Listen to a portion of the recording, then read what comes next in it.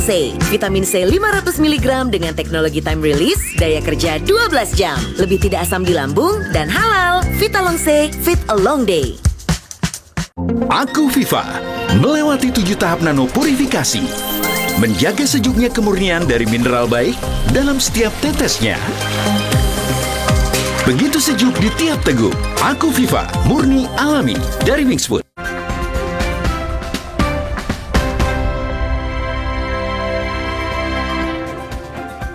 Terima kasih Anda masih bersama kami dalam Sapa Indonesia Pagi. Saudara, Komisi Pemberantasan Korupsi atau KPK telah menaikkan status kasus dugaan korupsi kuota haji era Menteri Agama Yakut Kholil Qomas naik ke tahap penyidikan. Kasus dugaan korupsi kuota haji di Kementerian Agama tahun 2023 hingga 2024 ini naik ke tahap penyidikan. Tidak lama setelah KPK memeriksa mantan Menteri Agama Yakut Kholil Qomas. KPK memastikan telah menemukan dugaan bukti korupsi dalam kasus ini, namun masuk menggunakan surat perintah penyidikan umum agar dapat memeriksa sejumlah saksi untuk mendalami aliran uang hingga siapa yang memberi perintah untuk menetapkan kuota haji.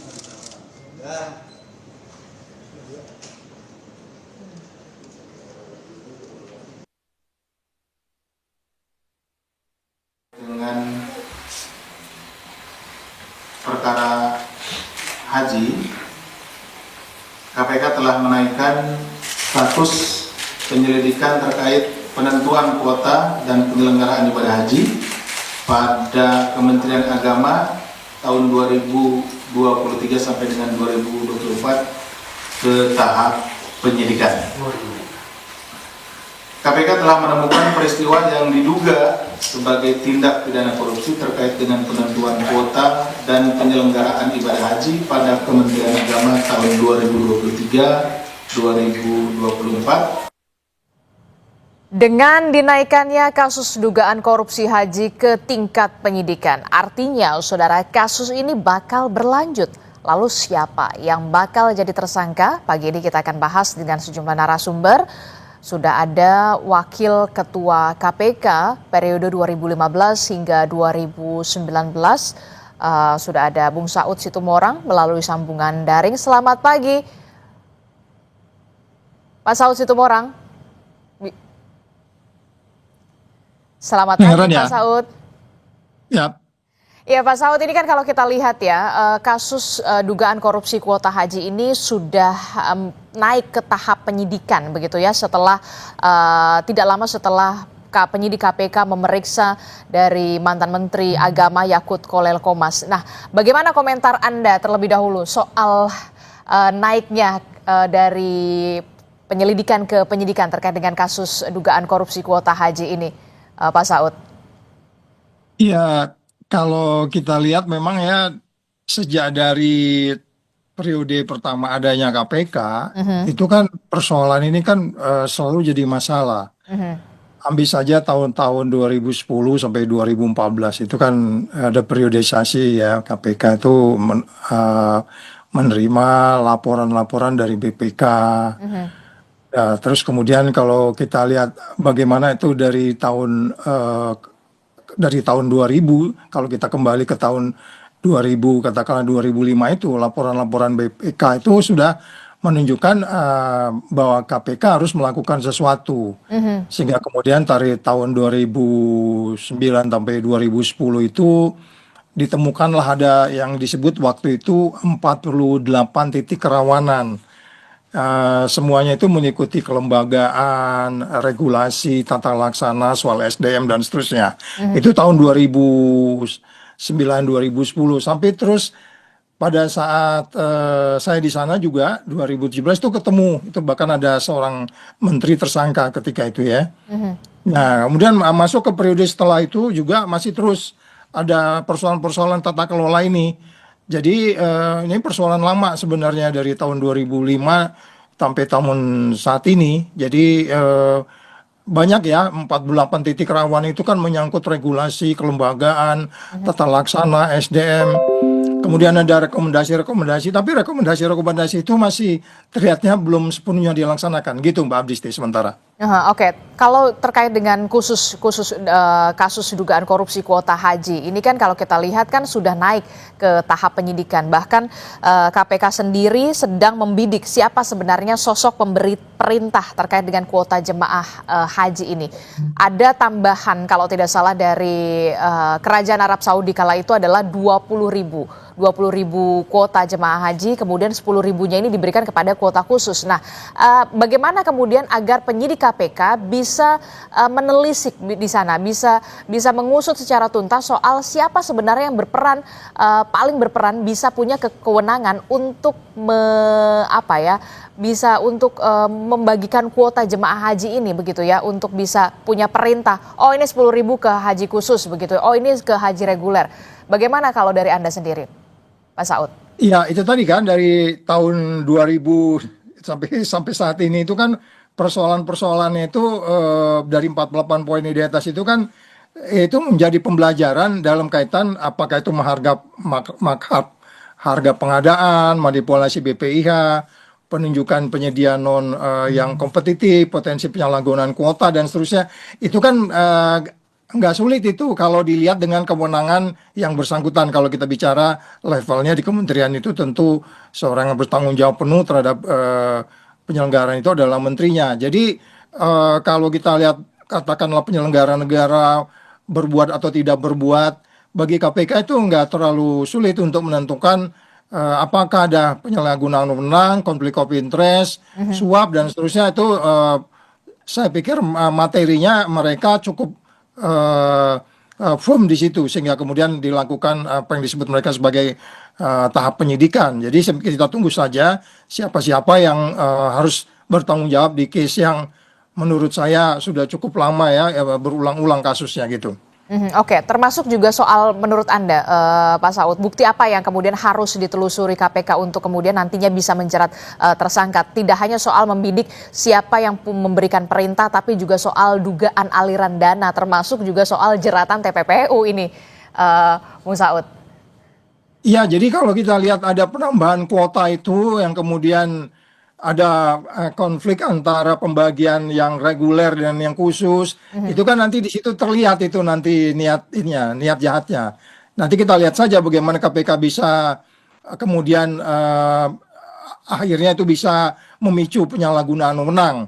Jadi kalau kemudian tahun 2024 itu masuk ke tahap tahun 2024 ya mulainya, tahun 2024 kalau udah masuk ke tahap katakanlah penyelidikan, kemudian itu terkait dengan kuota dan seterusnya, ya saya pikir nggak menjadi sulit buat mereka untuk menentukan siapa yang harus sebenarnya menentukan siapa yang harus berperan, karena ini kan persoalannya sangat ruwet ya, dan asetnya aja begitu besar dan itu bukan lagi di level bawah, dan pengalaman menunjukkan begitu. Saya tadi di bagian depan pada tahun 2017 atau berapa kan seorang menteri juga terkait di situ, Mbak.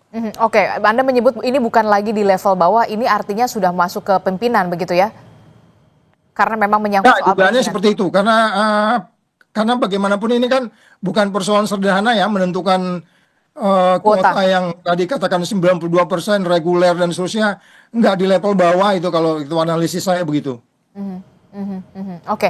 Termasuk juga ini Pak Saud, kalau misalkan KPK mengklaim ada aturan yang kemudian dilanggar undang-undang, tapi kemudian ada Permenak mengatur soal kuota haji. Apakah kemudian ini agak sedikit menjadi tantangan tersendiri bagi penyidik KPK soal ini?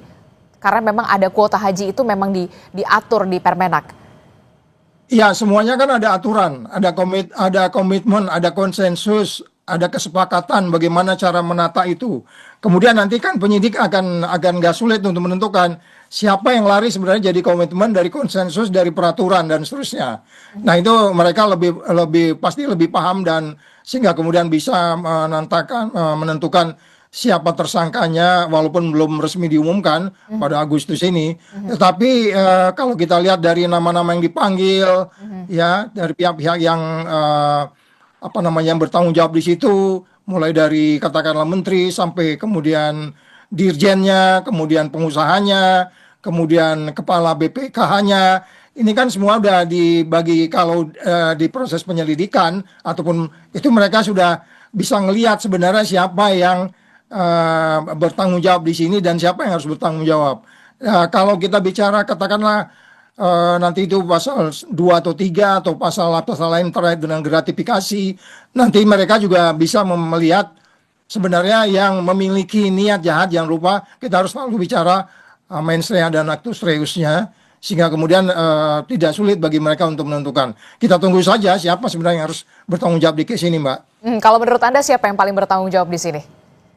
Ya, Untuk kalau pimpinan tertinggi. pengalaman dari sebelumnya menunjukkan bahwa memang di level yang paling tertinggi, ini bukan kasus gampang, ini kasus yang sangat-sangat sudah lama terjadi berulang-ulang, dan kalau kita lihat bagaimana proses pemeriksaannya sedikit mengalami kendala ya, jadi ada high profile person yang memang harus bertanggung jawab dalam hal ini ya, perkiraan kita ya menterinya harus menjelaskan, dan kita lihat saja bisa jadi analisis ini salah. Tetapi kalau melihat bagaimana proses-proses yang saya sebut tadi mulai dari tahun 2000 sampai berturut-turut hampir setiap periodisasi kepemimpinan KPK ini menjadi perhatian. Ya, mulai dari 2000 katakanlah 2002 KPK, berikutnya menurun sampai ke bawah periode 4, kemudian periode yang sebelumnya juga kalau tidak salah satu pimpinan KPK sudah mau warning juga, itu bukan periode yang ini ya, periode yang sebelumnya.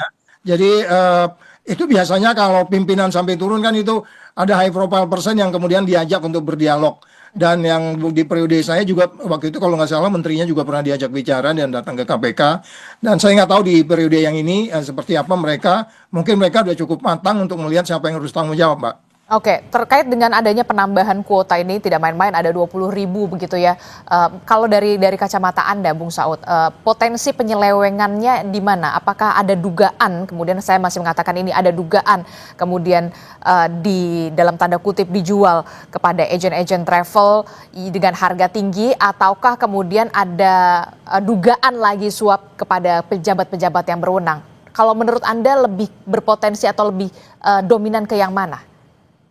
Ya kan kalau kita lihat ada penambahan kuota, kemudian ada sesuai dengan peraturan atau undang-undang seperti apa, 92% itu seperti apa, kemudian 8% khusus itu seperti apa, kemudian faktanya dibagi menjadi 50-50. Ini kan dugaannya kan jadi memicu penyalahgunaan wewenang. Nah itu nanti penyidik yang lebih, saya nggak baca case-nya, tapi analisis saya seperti itu, Mbak. Termasuk juga soal menurut Anda selain Menteri Agama, kira-kira siapa lagi kemudian penyidik KPK bisa memeriksa atau mendalami soal penambahan kuota haji ini atau dugaan korupsi kuota haji ini yang kita tahu sudah naik ke tahap penyidikan selain Menteri Agama? Ya itu tadi yang kita sebutkan, yang dipanggil-panggil itu ya pasti nggak mungkin juga dipanggil kalau dia nggak harus bertanggung jawab. Tadi kan kita disebut tuh ada beberapa yang sudah dipanggil, sudah dimintai keterangan. Nah, dan kalau kemudian kita bicara korupsi, apa ada kickback-nya? Ya, nanti kan kita lihat ya, apa ada kickback, siapa yang menerima. Jadi dari kalau kita lihat pihak yang dipanggil itu udah menunjukkan ya nggak mungkin juga kalau dia dipanggil tidak diminta bertanggung jawab, misalnya pengusaha travelnya, ketua asosiasi dan lain-lain itu kan sudah diminta keterangan. Dan kita tunggu aja siapa Mbak. Jadi saya belum bisa mengatakan siapa, tapi pihak yang dipanggil itu kan pihak yang diminta pertanggungjawaban untuk kemudian itu proses-proses KUHAP kan seperti itu sebelum ditentukan sebagai tersangka gitu, Mbak. Oke, terakhir Pak Saud, terkait dengan dugaan korupsi kuota haji ini kan luar biasa begitu ya, soal jemaah begitu ya, jemaah haji begitu. Nah, apakah bisa dikenakan atau dijerat dengan pasal TPPU? Nah, nanti kita lihat bagaimana, kan itu biasanya TPPU itu kan macam-macam ada prosesnya ya. Kenapa dia TPPU itu kan sesuai undang-undangnya, apakah itu nanti ada layering, transferring, pengobahan dan seterusnya, pergantian menggunakan nama orang lain, itu modus-modus itu penyidik pasti tahu sehingga kemudian TPPU bisa digunakan di situ. Tapi bagi saya sebenarnya lebih baik ya begini deh. Karena ini kan proses setiap tahun ya. Proses ini kan setiap tahun harus dijalankan. Orang melaksanakan ibadahnya.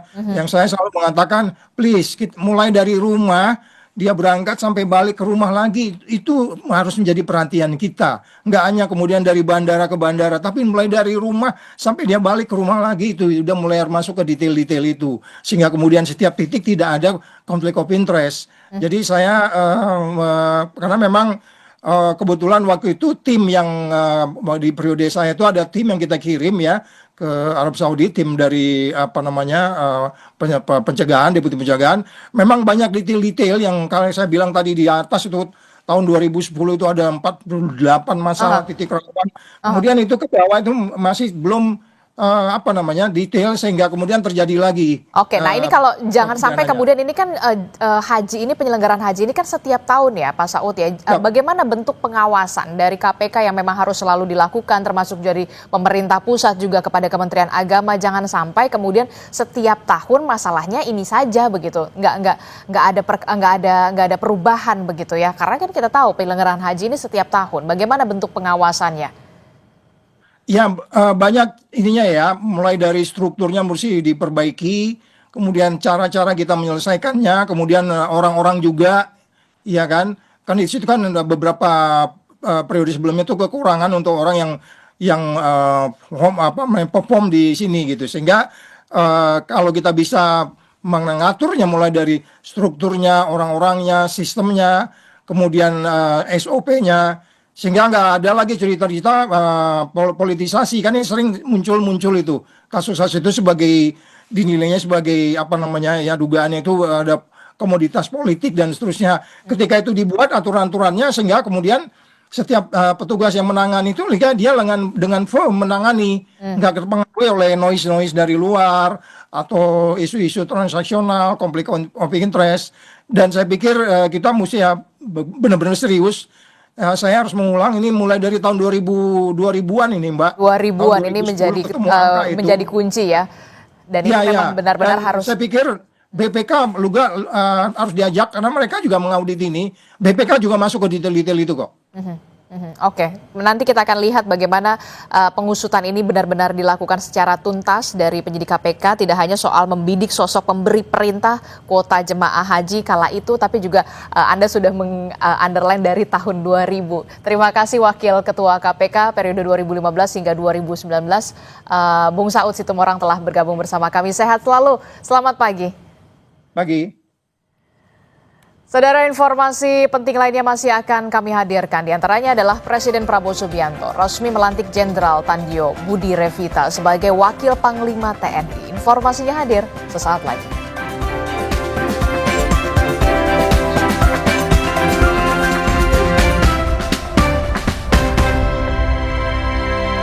Gatot bikin tidak bebas beraktivitas. Saya butuh yang lebih panas, lebih panas, lebih panas. Salon Pas Extra Hot, lebih panas. Untuk aktivitas ekstra, Salon Pas Extra Hot, lebih panas. Tiap orang punya semangatnya masing-masing untuk selalu 100%. Ada saatnya jadi orang tua, ada saatnya jadi anak juga. Bukan soal ambisi, tapi karena banyak yang harus dijaga. Capek, pasti. Tapi gue selalu berusaha 100% buat mereka bahagia. Terima kasih untuk yang gak pernah bercerita tapi selalu semangat 100%. Kopi Kapal Api. Jelas lebih enak.